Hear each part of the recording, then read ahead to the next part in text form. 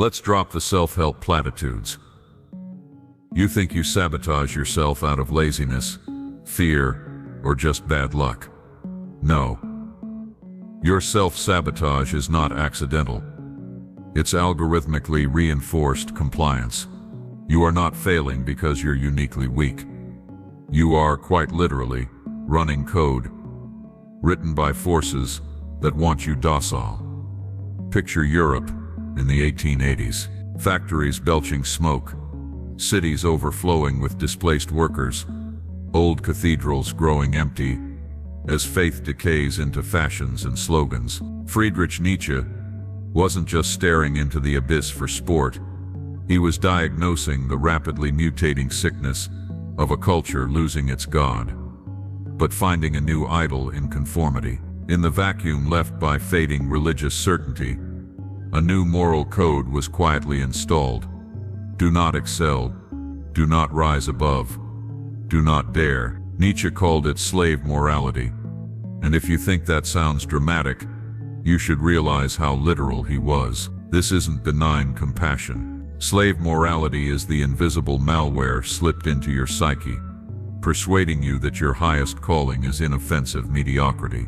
You've been taught that being harmless is the greatest virtue, and that any ambition, any trace of pride, is suspect, maybe even evil. The trick? The chains aren't on your wrists, they're in your head, but the infection goes deeper.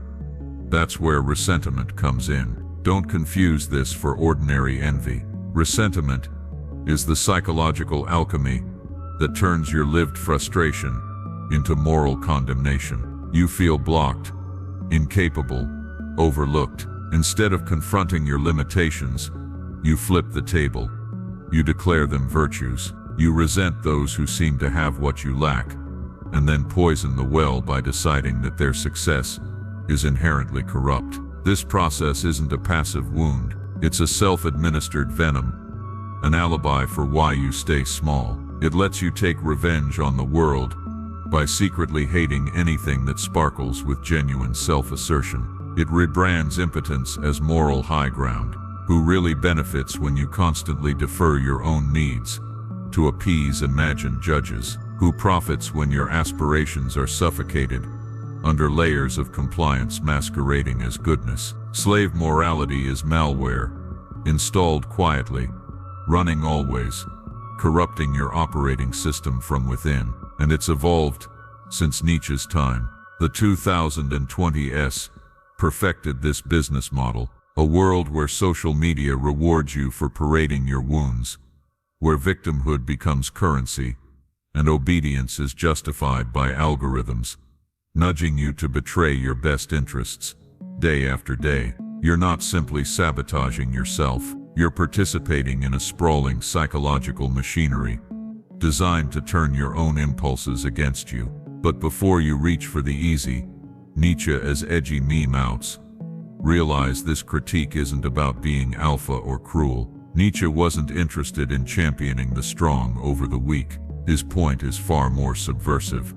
Soft virtues, not violence, are what shackle your inner life. And the real damage, it happens inward, not out on the public stage. So ask yourself, whose script are you acting out when you shrink, apologize, and censor your own ambition? This isn't just your story, it's a centuries-old drama, and you're playing a role you never auditioned for. But the real question isn't why you're doing it, it's how far inside your habits and desires this machinery has already reached, and what happens when you finally see it operating in real time. Every time you luxuriate in moral outrage, you're sharpening the bars of your own cage.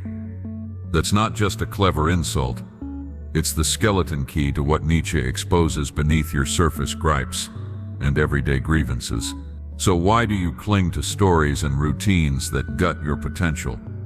Why do you hold on to the very habits that gnaw at your autonomy, even when you can feel their toxicity oozing through your life? Nietzsche, writing from a Europe collapsing into mass mediocrity and moral confusion, saw clearly what creeps up on you now through screens and algorithms. Resentment isn't laziness or weakness, it's an ingenious, if insidious, response to persistent pain, transforming your felt powerlessness into a performance of moral superiority. Have you ever caught yourself not just suffering, but somehow savoring it? Have you noticed the satisfaction that comes from pointing to your wounds, not as challenges, but as emblems that prove you're right, while others, or the world, are wrong? That's resentment.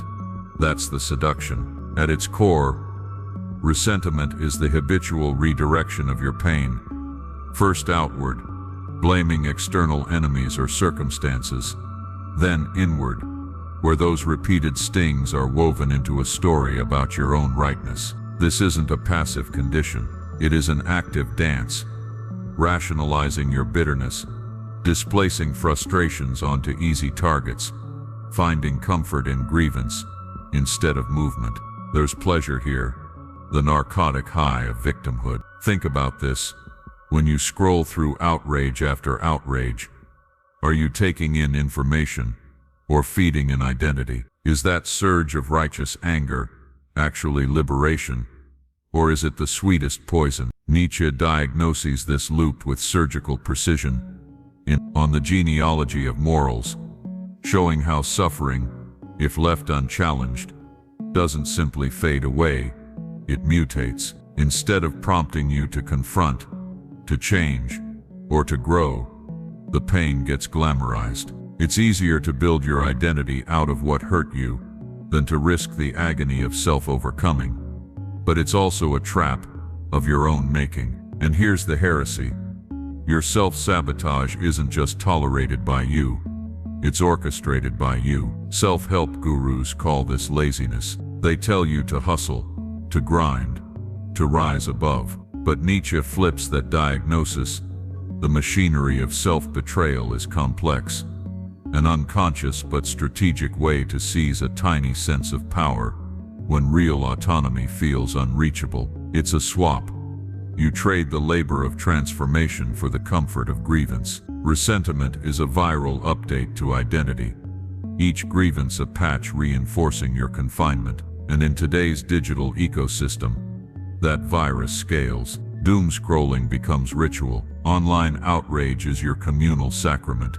You marinate in streams of validated resentment, because the alternative, facing the raw wound, daring to overcome it, feels unendurable. But if you're honest, you're beginning to see resentment isn't about liberation at all. It's exquisite self-poisoning. So the question snarls in your gut. If victimhood is a strategy, not a fate, what would it mean to break out? And would you even want to? On the edge of that admission, you stand at a psychological crossroads. Preserve the machinery or disrupt it. What you do next is the only proof of your freedom or captivity. You want to believe you're the master of your own mind, that your anxieties and failures are personal quirks, blips you alone are responsible for. But what if I told you that the very urge to blame yourself is not simply your own? That your weakness is not a glitch, but the predictable result of invisible forces engineered to keep you small. Step back into 1880s Europe. The continent is convulsing with industry. Cities balloon, old communities fracture, meaning slips through the cracks left by a crumbling church. Here, Nietzsche doesn't just see social chaos. He diagnoses a new psychological epidemic. People are turning against their own interests, not because they're stupid, but because they've absorbed moral codes designed to keep them docile. These moral codes don't punish you from the outside. They move in, make a home, and turn you against yourself. Does this sound like history class? Wake up. This isn't a museum of dead thinkers.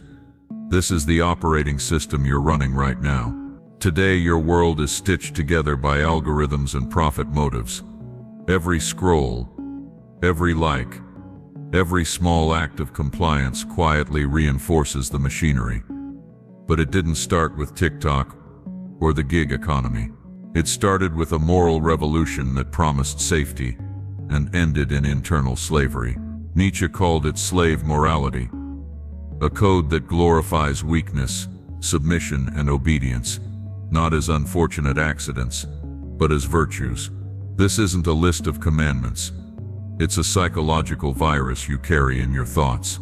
Look closer at your self-sabotage, the chronic procrastination, the performative outrage, the way you retreat from threat by telling yourself you never wanted it anyway.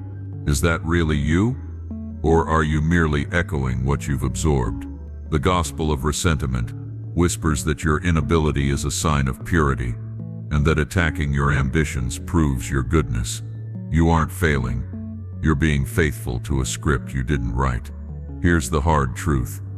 If you feel powerless, it's not an accident. If you sabotage your own projects, withdraw from life, or take shelter in victimhood, you are living out a code that rewards compliance and shames authentic striving. Comfort isn't the absence of danger. It's the slow poison of self-abandonment. The first betrayal wasn't against the world. It was against yourself. The question is, will you recognize the strings, or continue moving like a marionette, complicit in your own undoing? The next step is not affirmation. It's destruction. Let's dissect the real nature of Nietzsche's will to power and shatter the tired myths that keep you in chains.